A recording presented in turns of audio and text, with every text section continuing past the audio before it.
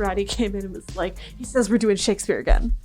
Yeah. So make some notes if you have anything to say about Shakespeare, which, like, when don't I? I really did kind of just burst into the room, just like, yeah, it's Shakespeare time. I think because I was talking about how Shakespeare doesn't usually have villain hero offset, dark versus light, pure good, pure evil situation that we would see in maybe like a Luke versus Vader sort of situation. So Iago is very complex because Othello isn't a hero, he's a victim. The way I would explain Shakespeare, or at least Othello, which might sound somewhat biased to some people, but Shakespeare just works from the antagonist-protagonist archetype rather than the villain-hero. So technically, Othello is the protagonist. Exactly.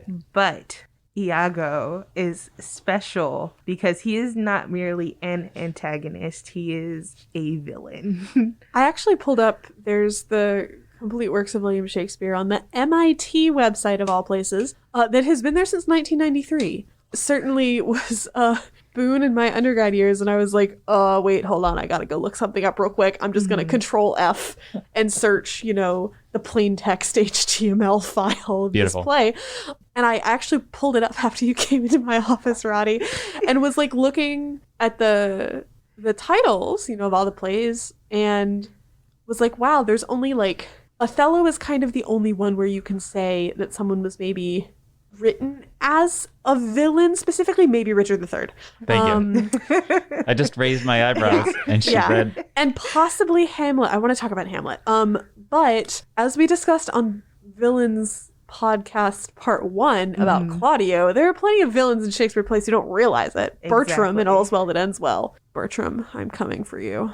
Oh my God. Can't stand that guy. I'm supposed to believe that title's true. I'm supposed to believe all's well that ends well when this like smart, savvy, very interesting woman spends the whole play chasing after this absolutely worthless man and then ends up married to him at the end, and everyone's like, oh, it's so happy, and I'm like, is it? I love this so much.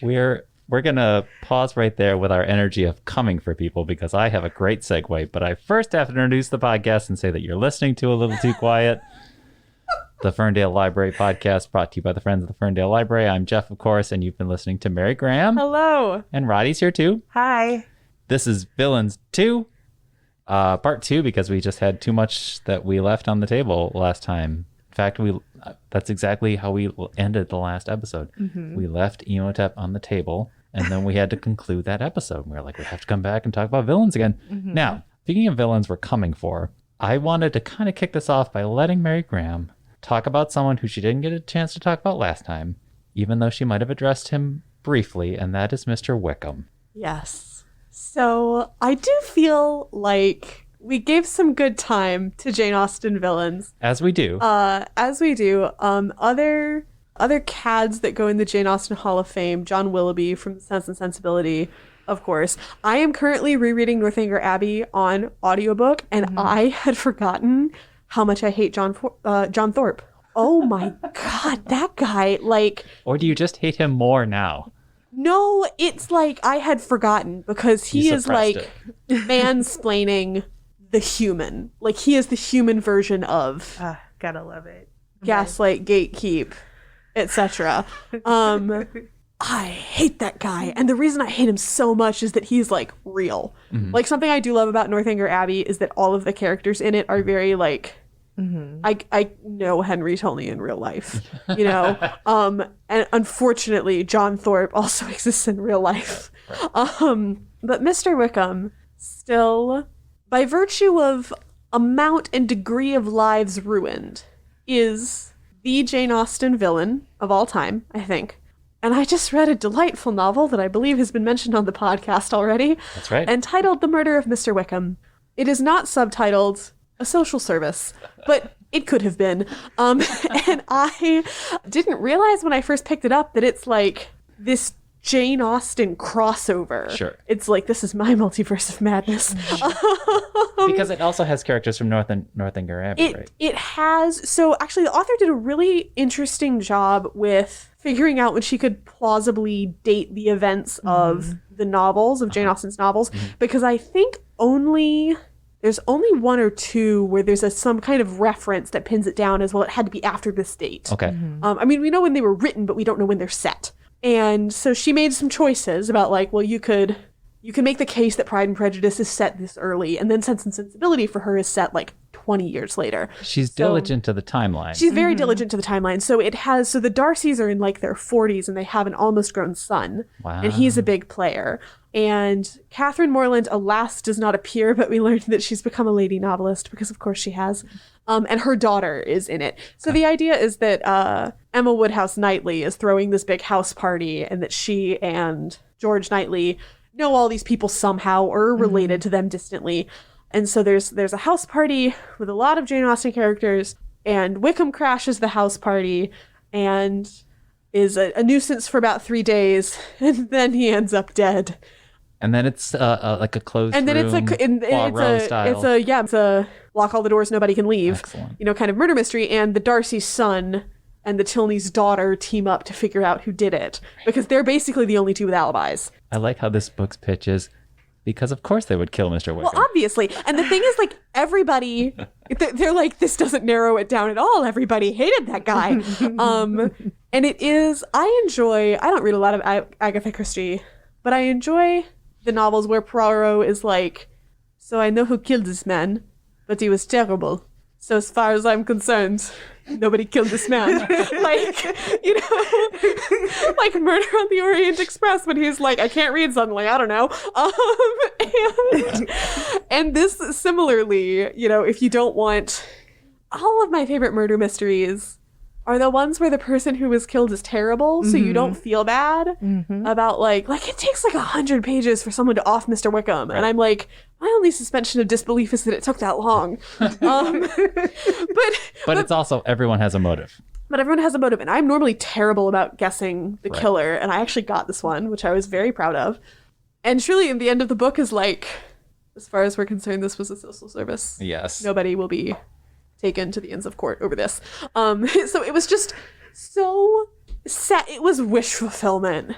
Yes. Like, and the reason that Sarah and Cricket might have mentioned this, but the reason that the author wrote it is because she started reading Death Comes to Pemberley by P.D. James, which I've also read and enjoyed, although I enjoyed The Murder of Mr. Wickham more, for similar reasons to its author, because she said when she started reading Death Comes to Pemberley, she picked it up assuming Wickham was going to be the murder victim, because who else would you kill? And she's like, and then when he wasn't, it's not that it was a bad book, it just wasn't the book I was expecting, so I wrote the book I was expecting. Yes, that was my problem with Death Comes to Pemberley. So when Mary Grahame came shuffling up to me like, Rodi, did you know about this book? I was just like, please, this sounds amazing. I think I literally told you our second copy is still on the shelf. Yes, and I did go grab it, but unfortunately at the time I was already juggling like 7 other books.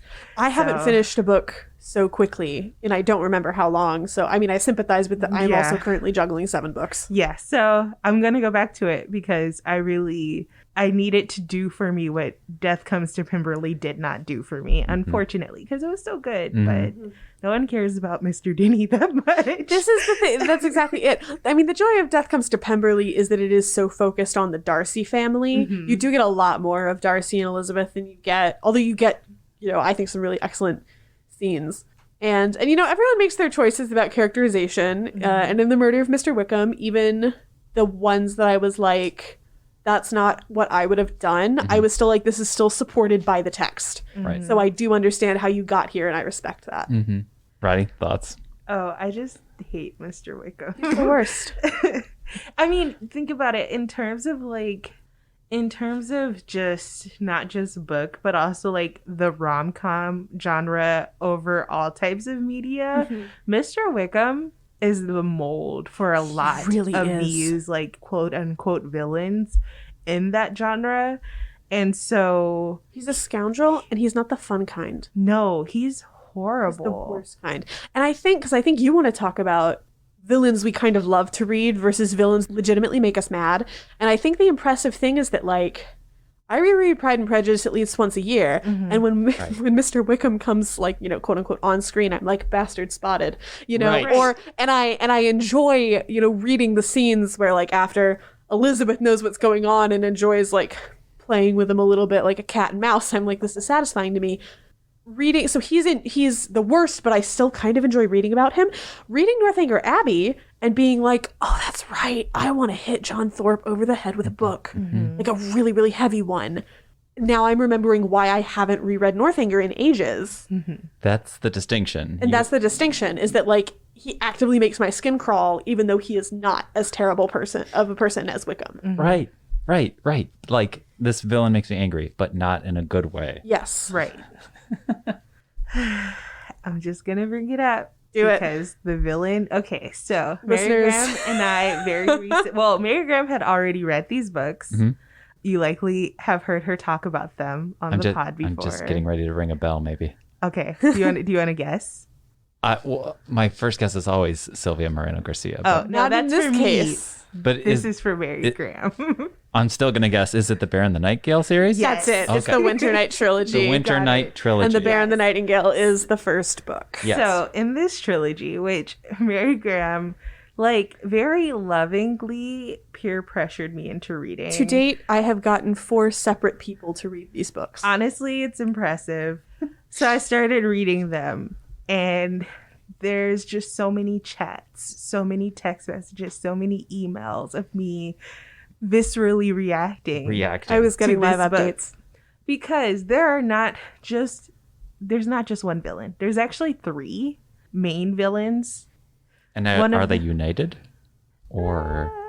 Yes Okay. and no. Okay. Yes and no. They are not unconnected. Okay. So, They're And not- this is across all 3 books. yes, this not is across just, all 3 books. not just The Bear and the Nightingale. and this is in the fantasy genre, we should say. Yes, it is That's historical fantasy. Excellent. Set in very lovingly researched and described medieval Russia. Well, it's not Russia yet, it's Kievan Rus, which is quite impressive because there is almost nothing out there source-wise about like 13th century Kievan Rus.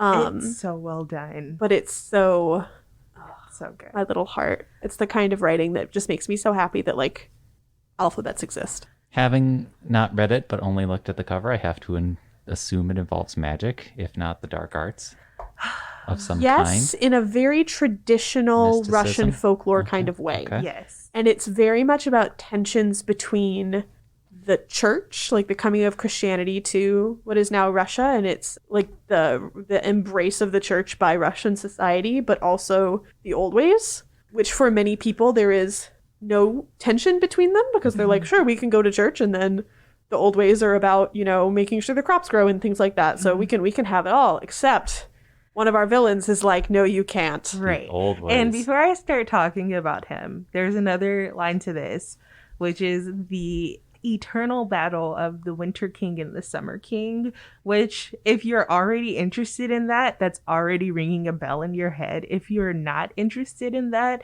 you might want to look it up, because as soon as I realized what was going on, I The text messages I got, she was like, why didn't you tell me right out of the bat this was a Summer King, Winter King thing? Because I love that. All right, so we have Constantine. I'm not gonna even I'm like laughing angrily because he was so Listener, infuriating. we're also both doing like angry 1,000-yard stares. because he's the kind of villain that I hate. Like with every fiber of my being, I despised him. This is beyond John And Thorpe. This is beyond John Thorpe. he's like one completely despicable. Why do we hate Like, him, Roddy? What's his profession? What does he do? He's a priest. Russian Orthodox priest. He's apparently very beautiful, which already is bad. Yeah, Roddy was like, I'm immediately suspicious. A red flag. She's mentioned how beautiful this man is. Yeah, so here's the thing, by the way. If a character trait is mentioned too many times with a particular character, and there's another character who had another trait that I was suspicious of, you should be suspicious of that person because something's wrong if they keep having to reemphasize how beautiful this person is. Because guess what? Internally, he was horrible. Yeah. Just how did I tell you? I think I said that he was kind of like the case of the most egregious overreaction to an erection ever written. Yes, and this is coming from 2 people who have both seen Disney's Hunchback of Notre Dame. He makes Frollo look like child's Well-adjusted. play. Like, Yeah. it's like, huh, yeah. Yeah. I mean, the thing about, Constantine is that he's very beautiful. He has this beautiful bass voice for when he like sings Divine Office. He writes icons, so everybody is ready to fall at his feet, and he kind of expects to have this magnificent career in Moscow, but he gets sent out to the hinterlands, where the main character Vasya lives with her family, and he is mad that he is into Vasya, who is kind of this feral witch child. Yes. Like self-hating mad? Yes. Interesting. Yeah. Yes. And she's the like epitome of everything he's supposed to be against. Yeah, like she feeds the Domovoys and keeps kind of all of the old ways in the house and things like that. And it's she's one of those people that for her it's completely compatible with everything. She's like, well, church and God is about the next world.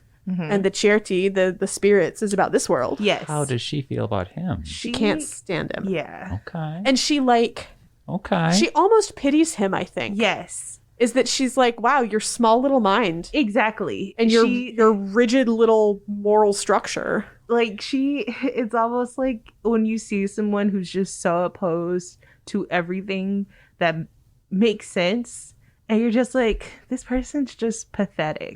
Yeah. Like, I pity them, and he hates her even more for that because... Well, because it's a little bit like that. I've not actually seen Mad Men, but like that bit from Mad Men that's like, I don't think about you at all. Is that like, she lives rent-free in his head, and he hates that. And when he's not like actively causing her problems, she's like, why would I think about you? I don't know this man. I don't know this man. Like, sorry to this man.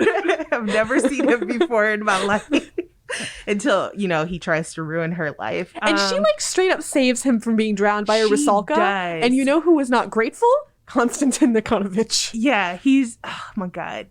I hate him so much. I can't even articulate it. He makes me so mad. How is he related to the villain that we love in this trilogy? Talk about Medved. Okay, there's a villain that we love. Yes. Love him. What's the character's name again? Medved. Which means bear. And he is the Summer King. So he is the bear of The Bear and the Nightingale.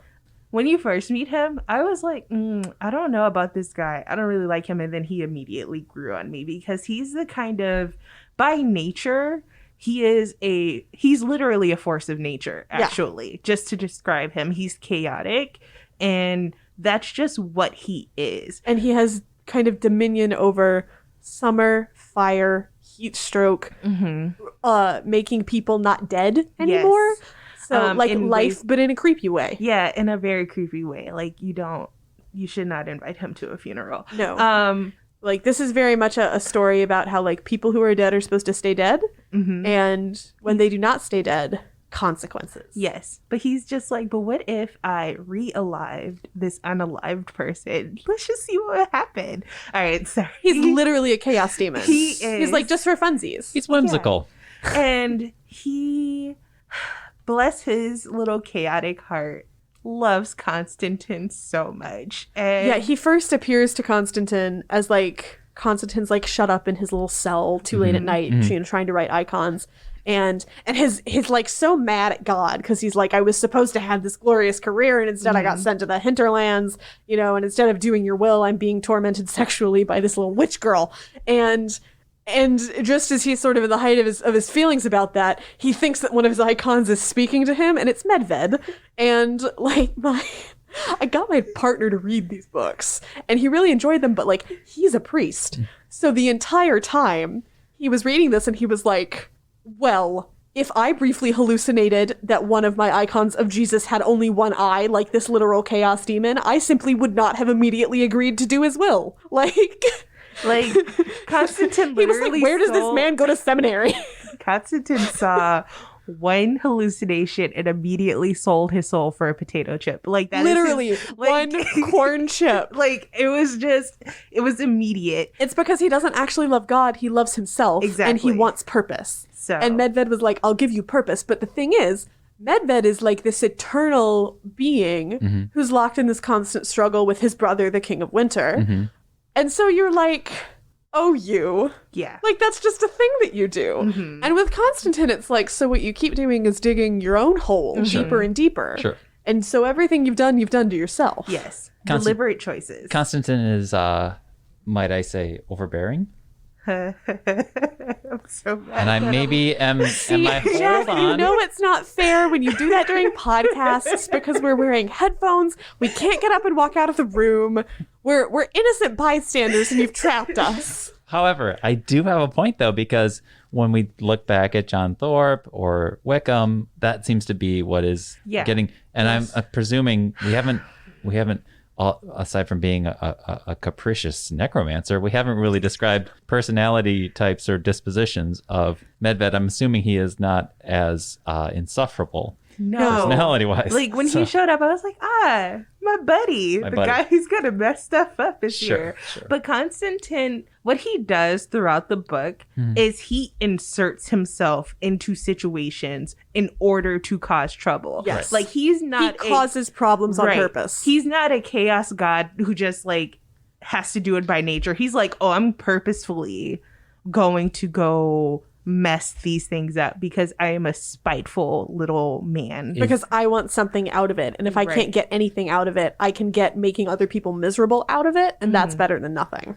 But is there anything conventionally vindictive about that? It doesn't seem. He sounds like he is a system disruptor, a chaotic trickster, someone who's messing with the whole scheme of things, not narrowing in on one person and making that one. But it person. actually comes from a place of conservatism because of his own worldview. So he's got this very rigid, idea of all the old ways must be wiped out. There's only one way to be a faithful Orthodox Christian, and this is the only thing that is like permitted. Also, to get a little deep into the book, I do really think the listeners should read the book. I know we're giving them so many details, but Constantine also comes from the city. Yeah. Yes. Quite literally, where the charity, where, these practices within the home and the hearth are not as prevalent as they are in the countryside. And not as daily important. Right. Because, if you don't feed the domovoi, or if you don't make the right sacrifices, like, your rain won't fall and your crops won't grow. Right. Which is something that affects the city, but not immediately. Exactly. And so, and the city has its own protections via the church, because the city is also the sign of, like, modernization and moving away from the old ways. So he comes to the village, the countryside, trying to disrupt everything and thereby putting everyone at risk because it doesn't have the protections that the city has. And that causes a lot of problems. Just another thing to, like, re-emphasize this, like, his whole vendetta is 100% from the fact that he does not know how to deal with his own feelings about this girl who does not care about him in the least. It's deeply personal and petty. Yes, it is. Petty. Yes, he's very, very, very petty. And even when he gets the power to do the things that he, like, when he gets the fame that he wanted, he still uses that to be petty to Vasya, which is just like, but why? Now, the third villain, who actually shows up in the second book, I'm going to mispronounce. I think it's Koschei. Okay, Koschei the Deathless is his name. Wow. Very, like, one of the best names. Truly. I was suspicious of him the minute that he got there. Every text I'm getting, he's got red hair. Yes. She keeps mentioning the red hair too much. To be clear, listeners, I have nothing against redheads. Let me just say, I had to, yes, but. It's the author's approach. Yes. Right. Every time he showed up, his red hair was mentioned, and I was like, there is something wrong here. This man cannot be trusted with his red hair. And it turns out he's actually quite terrible. But for some reason, and this might just be me, I actually really liked him more than Constantine. And I wonder how much of that has to do with the fact that, like, Medved and Koschei the Deathless are figures from Russian traditional storytelling. And you don't pass that kind of thing down hundreds after hundreds of years if people aren't saying, oh, tell us the one about Koschei the Deathless. Yes. Tell us the one about Medved and his brother Morosko and the fight between the Summer and the Winter Kings. Whereas Constantine is, I mean, like, the thing is, I hate him, but, like, Catherine Arden is really good at writing a villain, and he's original to her, and is just so, as somebody who knows a lot of clergy, she was like, what are all the worst neuroses of the priesthood, And this is not to say that everybody deals with this, but it's the self-absorption, it's the pride, it's the that kind of thing. And I think I did have to let my partner know before he started reading these books. I was like, okay, so there's a priest who's terrible, but there's a monk who's fantastic. Like, I do want to make it clear, this trilogy has a very nuanced approach to medieval Russian Christianity that I deeply appreciated. And so much of it is about balance. Like, it's not that the old ways should cast the church out or vice versa. It's that they need to live together, which is actually, from what I understand from my university studies, pretty much the case in Russia today. Like, a lot of people still are like, you know, in church for Sundays and all the feast days, and also are like maybe not leaving food out for the domovoi, but doing a lot of folk practices still. Sorry, that wistful sigh was because Mary Grahame made a reference to my favorite character, who I love very, very much. The monk? Yes. Love him.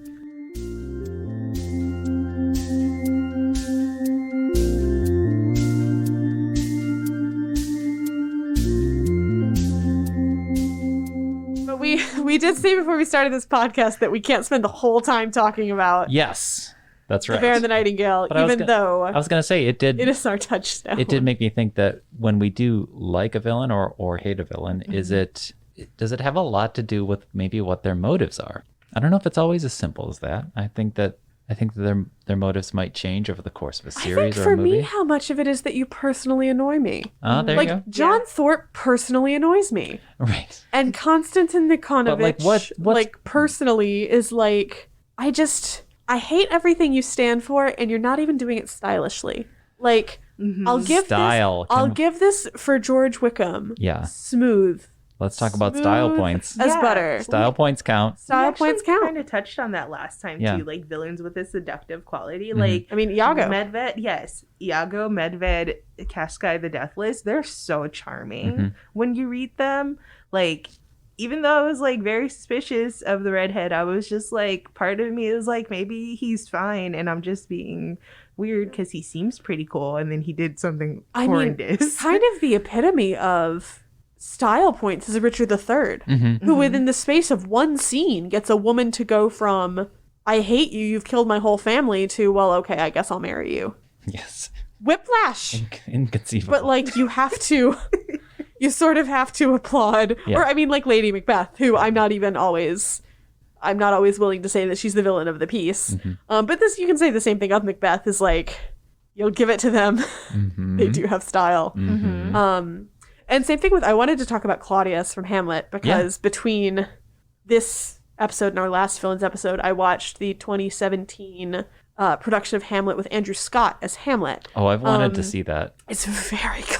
Okay. Best Ophelia I've seen in my life. Wow. Jessica Brown Findlay knows what she's talking about. Wow, Andrew Scott. Wow. But Angus Wright plays Claudius, and he plays this he's not young, but he is like, he's attractive. He's a politician. He's, he does seem to genuinely love Gertrude. Like, you see why she went for it. And I think that's so, I mean, it's One May Smile and Be a Villain is literally from that play. And Hamlet's saying that about Claudius. And it's an interesting, because I always also love Patrick Stewart in the role in the David Tennant Royal Shakespeare Company production.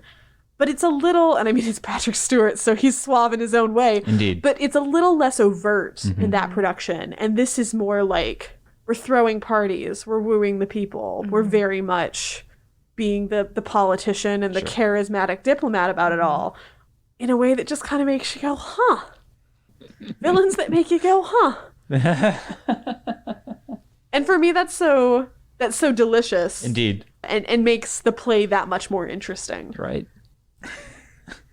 No, I was following along and then you said the word delicious and then my mind went to the movie The Witch. Which I just want to live deliciously. Listen, if we're going to talk, literally Black Phillip was a goat for the whole darn movie. And then at the very, very end takes on his like more human-like form. Sure. And let me tell you, that was the most charming 2 minutes of my life. I was like, yeah, I want to go live deliciously in the forest. Like, bye.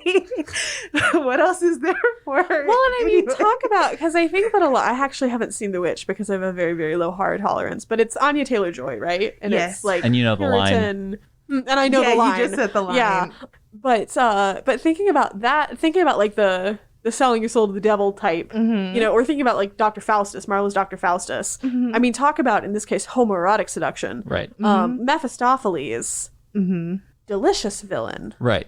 Delicious. Right. And I remember there's an excellent production filmed at the Globe with Arthur Darvill as Mephistopheles, and I watched it in undergrad because we read the play in one of my classes, and I went to my professor afterwards. I was like, Dr. Fox, did I imagine the gay stuff? And she said no, it's a really gay production of a really gay play because it's by Kit Marlowe.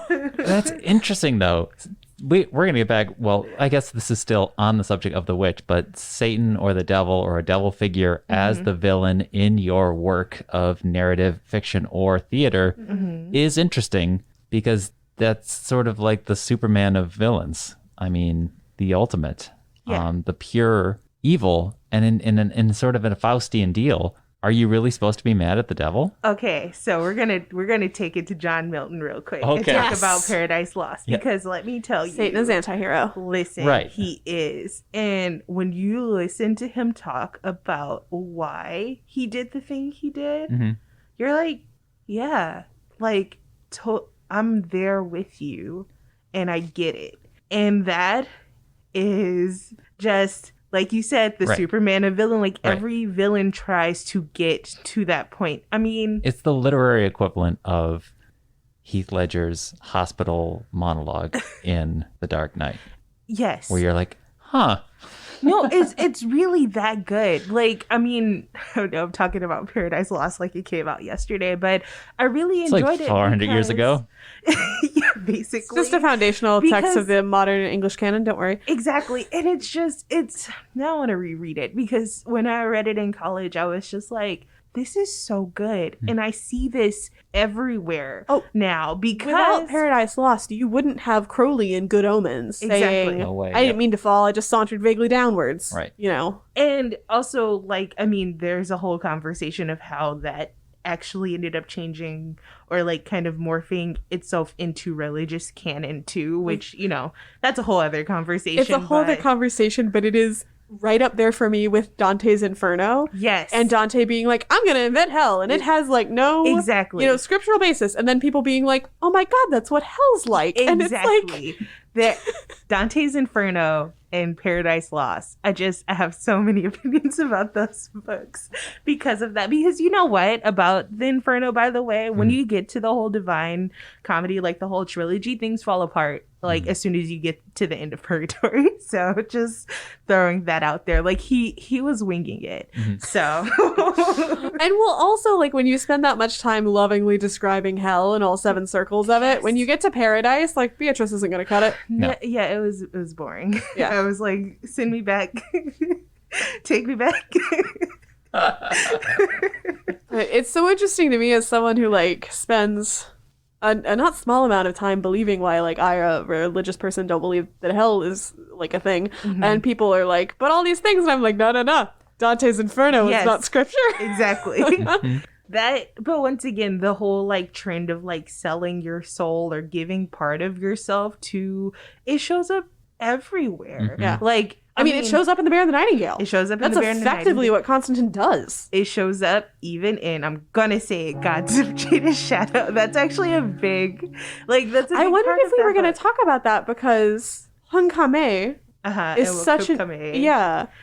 you know. Okay. We got a lot going on here. We got to arrange the That's table true. here. That's why we need you, Jeff. I know we've gotten into the devil, which is really fascinating, and that's. I mean, Wasn't on my list at all. I don't even know if it was. Was it? I'm looking at my list. Yeah, I don't have devil written down. I keep anywhere. feeling I do like have a long list of villains and romance. Hesitating to use the word allure and devil too closely but together. that's it though, because like I watched Dr. Faustus we read the Winternight Trilogy, and we don't hate Mephistopheles, and we don't hate Medved. I kind of hate Faustus. Exactly. And like when he is dragged to hell at the end of the play, you're like, well, buddy, you did that Yeah. to yourself, Right. And you're like, there's a little bit of like, oh, can you blame Mephistopheles? It's the Don Giovanni thing too. He's working 9 to 5, Right. you know, looking for He's a got soul a lot to of steal. souls to harvest. Exactly. Yeah, he's got a long list. But that's actually kind of a condition of that deal at this point. You're not going to leave that, because the thing about that deal is that you don't hate the devil for making the deal. You hate the character for being the type of person who would take the deal in the first place. So And then that's in the kind case of Faustus to say, so, but am I definitely going to hell? Right. And Mephistopheles being like, my dude, I am holding the scroll in my hand that you just signed in your own blood that says, I get your soul right. when you die. And so, like, yeah, I live in hell. So, yeah, you'll be going there. Like, Right. It's the height, frankly, for me, like the height of comedy. Also, like, to be clear, I'm going to take this to Disney really quick. We don't hate Ursula for her contract. We hate her for trying to manipulate the terms of her contract by, like, you know, getting in the way of things. But Ariel signed that contract That's the herself. She signed the deal. Right. Yeah. So, I think the concept of Disney villains, which I know we touched on last time as well, is just so fascinating to me, particularly like the villain song, as the particular hallmark of, because the greatest Disney villains have the best songs, I think. Well, Disney heroes, the trope is that they have the I want song. Yep. Ariel wants to live up where we are, what have you. The villains, it's technically also an I want. This is what I'm scheming. Yeah, I mean, Ursula's like, I want your voice, please. Right. Gonna sing a pretty great number about it. Scar is like, it's like the dark version of I just can't wait to be king. Yeah, As, my you know, big is being chance is prepared. coming. I have to be You know, prepared for Frollo my big... is like, I either want to sleep with this woman or murder her, and probably both, quite honestly. Yeah. But like Hunchback veiled of in a Notre way Dame that as a goes Disney movie. right over the heads of 8-year-olds. And Let's just say that Hunchback of Notre Dame as a Disney movie. what were they thinking? they shouldn't have done it. What were they thinking? I mean, the You one want to know thing, the funny thing? I've told you so many things that my mom has let me watch that I should not have been watching. I did watch The Hunchback of Notre Dame, but she was just like, this is not a children's movie. And Yeah. I was like, ma'am, we just watched Dracula the other week. But Right. at the same time, she was like, this is not a children's movie. Yeah, I think the movie posters actually said, come for the gargoyle, stay for the trauma. No, come, wait, something like yeah. that. Well, the problem is they had such a massive tone problem because there is a stage version based on, so it's got the Mencken Schwartz Oh, I see. songs, and they wrote some new songs for it, but it hews much more closely to the novel. Oh, I see. I'm It's- sorry. I thought you were going to talk about the French Oh, version. no. Sorry. Which is its own wild experience. Yes. Um, Sorry. yes. So, And Is it Frollo? Is that how you say the villain? Frollo, name? yeah. yeah. One of the most disturbing Yeah. villains ever caught on Disney. And actually, another case of that guy's a priest. Right. With all of the like in the novel, he's the archdeacon of Notre Dame, and Disney was like, we can't do that. They'll come for us. Yeah. So they make him the minister of justice. In which case, it's like, what's he doing, hanging around Notre Dame? I guess, except for the fact that like Exactly. it's right there. Palace of Justice literally is right next door. But like, it's so many. And actually, in the stage version, he is the priest. He is the archdeacon. Yeah. Let's go back to the temptations of the devil. Yes. And then two quick notes. One, we'll go into the witch, and then we will get into Sylvia. Is that the witch, which isn't a book but a film, still a great narrative. That is interestingly structured because you do want to go with the devil by the time that film has ended, because really her family has. It's interesting because it's a cast of like 5 people. You think of a traditional witch hunt, and maybe the witch is being hunted by the entire maybe community, but this is just one insular family that turns on the one daughter, and so she has not had any support whatsoever in the entire film. So And it doesn't sound, so again, I haven't seen this film, but it doesn't sound like she's the kind of person you hate for making the deal. No. It sounds like, okay, I see why you made the deal. She's probably an exception to that rule, but that's also because of the conditions that lead to her making the deal. Yeah. Where, Right. I mean, just spoiler alert, there was literally nothing else that she could possibly do at that point Yeah. but Right. take the deal. But it also sounds like a good deal. The way that line is delivered is just probably one of the most seductive versions of the give me your soul situation I've ever heard. Yeah. And I don't know, she kind of finds some sort of semblance of family at the end of the film.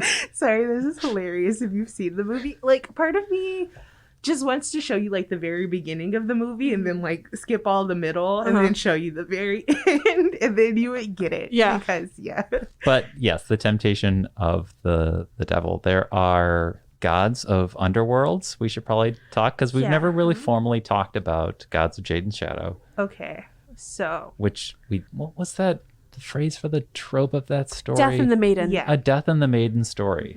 So this is basically an adaptation of, or like a retelling, I don't know how I want to phrase it exactly, that involves a lot of like Mexican and Mayan like cultural. Yeah, it's the Popol Vuh or Popol Vuh. I don't know actually how to pronounce the text. Yeah, I don't know. But it's based on a particular text. Exactly. And so you hear a lot of Sylvia Moreno Garcia basically touches on a lot of those older stories. Like there's the twins who meet the twin gods of death and then battle against them and behead them. Beheading is actually a very important cultural thing in these stories, and it has the symbolism of it is extremely important.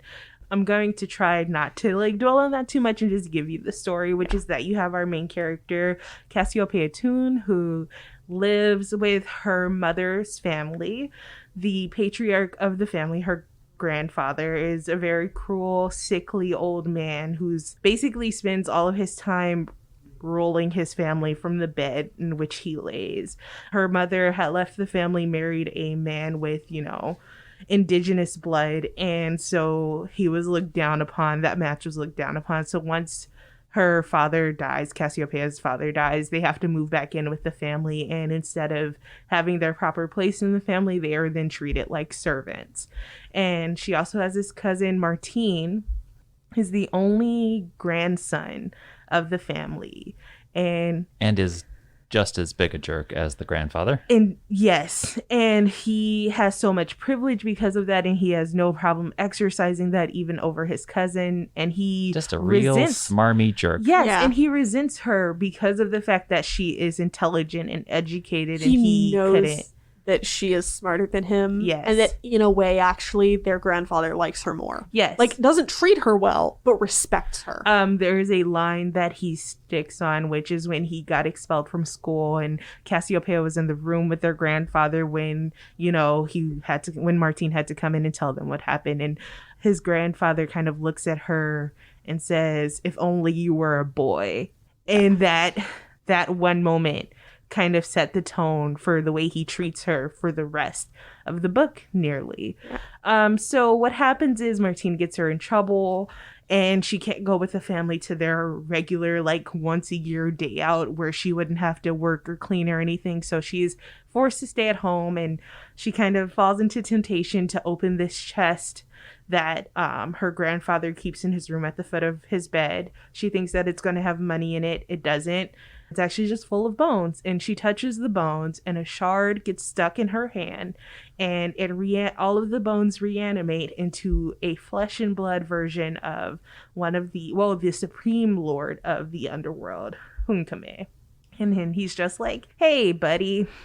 That's not what he says. Nope. He's not even that nice. He's like, about "Oh, so you've woken me up. Yes, well, basically. Okay, so Thanks. we have things to do now." Yeah, he's like, because he's basically feeding off of her life energy because of this bone shard in her finger, without which he would not have been able to be awoken. Like, in addition to all the beheading, like blood sacrifice is also, there's very a deep important cultural connection. And he's missing various like body parts and artifacts, like his eye, I think a finger, I can't remember. I just reread this. So why is he in a box of bones? Roddy, whose fault is this? This is his brother's fault. His twin brother, who's only very slightly younger than him. So once again, we have not Summer Winter King, because Medved and Morozko are also brothers. Right. But we still have more brothers fighting each other. Yes, exactly. And this brother, Wakub Kame, I believe I'm pronouncing the name right because I just listened to it again.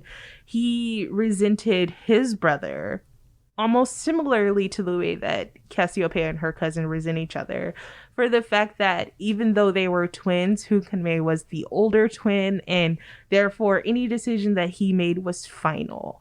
And that brew resentment, that brew power struggles until Hunchback eventually cuts his brother's head off using all sorts of trickery, and then locks him in a box and then entrusts that box to a human, Cassiopeia's grandfather, and tells him, as long as you keep this box closed, you will have all the wealth you desire. And that's where we get our deal with the devil. Faustian. Because that family is very wealthy for the very small town that they live in. Right. And then Cassiopeia ends up on this, she's always kind of wanted to see the world. Right. And now she basically gets to see all of, from one shore to the other. Adventure ensues. Collecting Hunchback's body parts. Sure. Yes. But there's this whole, interesting relationship. I was worried going into it that the one part of the book that was really going to bum me out was anytime Martin showed up, because I was like, is he going to be like always violent or always like really unpleasant? And he is unpleasant, but it's more like he's a weak man. He's a very pathetic character. And he, to an extent, knows it and hates it. And That's a type of villain in and of itself. Yeah. Kind of the Draco villain, where Yes. it's not the main villain, and it's not. I mean, it's. I've been reading. It's a type of anti-villain. Yes. Thank you for that comparison. That's a really- it's actually very apt. So I don't want to go through the whole listener, you spill really this- don't want us to spoil this book for No. you. It will be. I flew through it in days Yeah. because it's so good. It's genuinely one of my favorite books, but there is an underlying love story. There's all of these great creatures, these encounters, and you see Cassiopeia getting the adventure that she's always longed for, but at the same time you see her constantly paying the price for this adventure at the same time. So there's a wonderful balance to that book. Is this hovering villainous darkness? It's Sure. another case of the villain making the story. I mean, without a villain that good, as good as Hunchback, it's not at all as good of a book as it is. And he's so good because the thing about it is that it's not, once again, don't want to spoil this, but it doesn't end in the way you suspect. But unlike with the Winternight Trilogy, I was just like, please tell me this character is unalived at some point. Somebody has to get this guy and get him out of here. That was never the way I felt with Gods of Jade and Shadow. Right. I wanted Martine out of her life just because he was annoying and holding her back and, an abusive cousin. I just wanted Hunchback to get his place back in his kingdom, but I was never just like, oh, he has to go kill his brother now. That was never the feeling I got with that book. So I feel like Sylvia Moreno Garcia managed to write a book where we had our villains, and while they didn't get the traditional villain ends, what they got was just as satisfactory, if not more. Yeah, it's an extremely satisfactory ending. Yes. We get to have our villain cake and eat it too. Yeah. With that book. And that actually reminds me of something that Jeff mentioned earlier, earlier today, before we started, which is what I have now coined to be gray villains. The gray villains. The gray villains. Which I wish I had a literary example to go on, but my first one was Magneto from the X-Men. No, and I think that's important because here's the thing. While I am satisfied with Hunchback's ending, Sure. he is still a villain and he still did very terrible things. Well, motive, still murder. Yes. But I'm satisfied with his ending. And that's something that you see often in comic books, because the thing about comics is that they have to keep bringing villains back oftentimes. And so you might get these cases where it is not a redemption. It's not a redemption, but their motives do make sense. Once again, as you said, core motive, still murder. Yeah. And you might even see cases in which they do align themselves, albeit temporarily, with their hero counterparts. Right. But they are still very much villains at the end of the day. And Magneto was a great example Jeff gave. You also said... Loki's obviously. Yes. And so that's a question of what... Loki Marvel flavor? Loki Marvel flavor, where do their loyalties really even lie when you can't really get a bead on it, and they make capricious decisions on which side they're going to fight on based on what they're either feeling or what will benefit them more. So, or the whole, the villain of my villain is the villain of the enemy of my enemy is my friend. Wait, no, something like that. But, you know, motives, loyalties, gray morals. And I mean, that's just a common thing in general. I'm going to just say it because I know we're going to talk about this at another time, but that's also something that happens in anime a lot, where an obvious example of this, sorry, Mary Grahame, I'm going to veer, would be technically Vegeta. That's not even technical. Because, well, here's the problem, and we'll talk about this later. Sure. But just so you know, if you watch Dragon Ball Z, Dragon Ball GT, any of the variations, Vegeta was a genocidal maniac. Yes. Who then became a family man. A total family man. Like, that's his character trajectory. Yes. And oftentimes, people tend to stick on the family man part and forget the fact that he was destroying entire planets to further the Saiyan race at a point. And I'm just like, guys, he's kind of terrible. But once again, conversation for another time. But that's an example of what happens where, you know, you have this person who's very obviously a villain, but they do the one good thing and everybody's like, oh, let's just run with that. And it's like, no. Let's run with that. Let's not. Let's stay and realize what's happening right now. Sorry, I had to get that off my chest. Yeah. It's a fascinating thing because I think that I had just discovered that the phrase anti-hero has possibly been being used the wrong way, or at least I have been using it, because when we see a villain or a gray morals person doing heroic resembling things, we say that's an anti-hero, or we say Loki's an anti-hero, but Loki has blood on his hands, just as Vegeta has blood on his hands. An anti-hero would more so be the Han Solo type, where he might not be actually guilty of any murder per se, but he's just kind of he's not a golden boy, he's not a rule follower. And he extremely did not sign up for this. He did not sign up. That's your anti-hero. And then that's when we get into anti-villain, which Loki is an anti-villain, Draco is an anti-villain, Javert is an anti-villain. I was wondering, so dear listeners, we are recording this on Barricade Day 2, because Barricade Day is June 5th and morning of June 6th. For the Revolution of 1832. Right. So I've had Les Miserables on the brain for the past couple of days. You were born on the perfect day. I know. Les Miserables. Is Javert just doing his job? You know. Well, this is what often gets me worked up about adaptations about Javert. He's the villain. Adaptations of Javert. The thing is, Javert is certainly an antagonist. If we want to call him a villain, I'm not opposed to that. I think Thénardier is also a villain in a way, and certainly fits more of the class connotations of that word, Thénardier. The problem with Javert, it's not a problem actually, it's a very good point Victor Hugo is making. The reason that Javert is a problem is that he is a cop. Right. And he is the best cop ever. Right. It's not that he has all of these conflicting things or that he's going too deep into the job. It's that he's doing the job. Right. You know, the police system has no room for nuance, understanding, circumstance. He's like, oh, you stole a loaf of bread. Oh, you shoved snow down the shirt front of a respectable citizen, or you punched a respectable citizen because he shoved snow down your dress and you're a sex worker and it's very cold and you're already very sick. Like, he just is like, no, you punched a man in the face. And that's why Jean Valjean extending any kind of like kindness or forgiveness is because it's not even really kindness. It's just forgiveness or an acknowledgement of nuance breaks him. Yeah. Because there literally is no room in the system for that. And so if Javert is like, if I have to resign, he's also an atheist in the book. Right. And the one sort of shred of compassion that Jean Valjean shows him both tells him the structure I've given my life to, the policing structure, is this doesn't fit in it, and God exists, and I have to resign from him. But how do you tender your resignation to God? Because he's like, I have to go tender my resignation to the police force. And how do you tender your resignation to God? And his answer is you jump off a bridge. Yeah.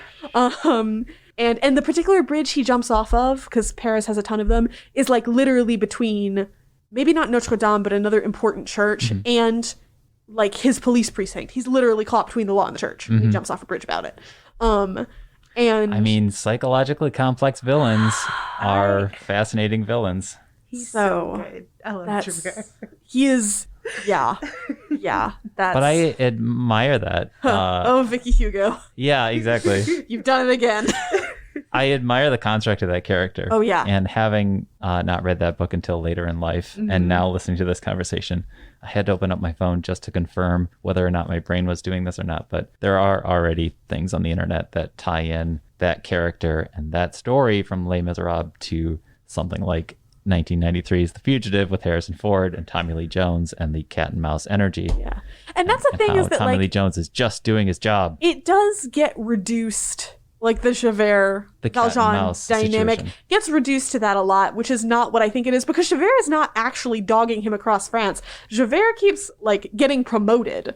And because this is a novel about the same 20 people running into each other all across France, he just keeps going, you know, he's going about his business and he's like preternaturally strong man, Jean Valjean. What? You know, and because of how his worldview works, he's like, well, if I think that that's that escaped criminal Right. from 20 years ago, Right. I'm obligated to go after him. Right. There's no concept of like, probably hasn't stolen any bread in the last 20 years. Because that wouldn't occur to Javert. Right. Yeah. I was talking to Roddy earlier about the dynamic between who is the antagonist or protagonist or hero and villain. And I couldn't help but ponder how we often also like to reduce, we like to make more, especially when this happens in movie adaptations, where we distill Dracula down to Dracula versus Van Helsing Right. or Richelieu versus D'Artagnan, when obviously the books are much richer than that. But Yeah, I was going to say, boring. exactly. Dracula, much more fun when there's also a cowboy involved. Also, I don't care about D'Artagnan if Porthos isn't somewhere in the distance making a lot of ruckus. Exactly. It just made me think, like, Dracula obviously is thought of as a villain. I don't know. Yeah. Well, Or like a horror not of this world. Right. Certainly. Just a thing that you may want to deal with. or not at all. Or not at all. You can stay out of it if you want. Oh, man.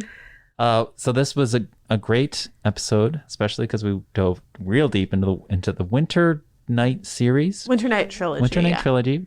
Catherine Arden. Yes. We'll have info in the show notes, but we'll have to make this trilogy. We'll have to do more villains.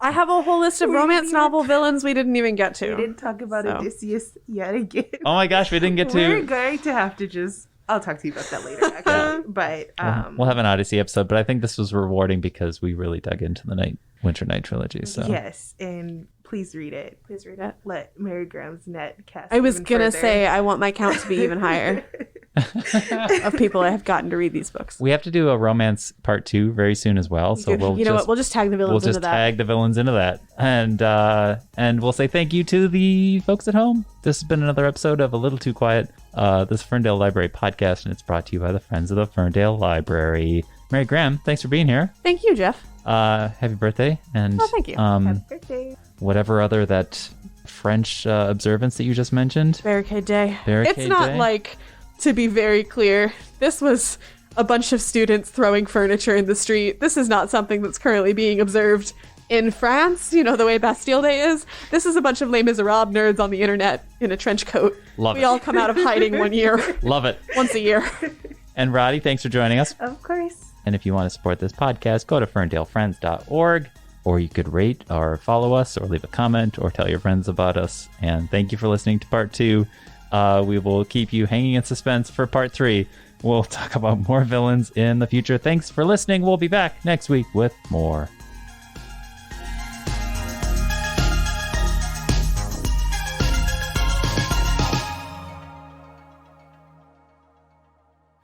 I'm glad that you knew what I was talking about, though. We couldn't make such good podcasts if we weren't telepathically communicating, I That's think. right.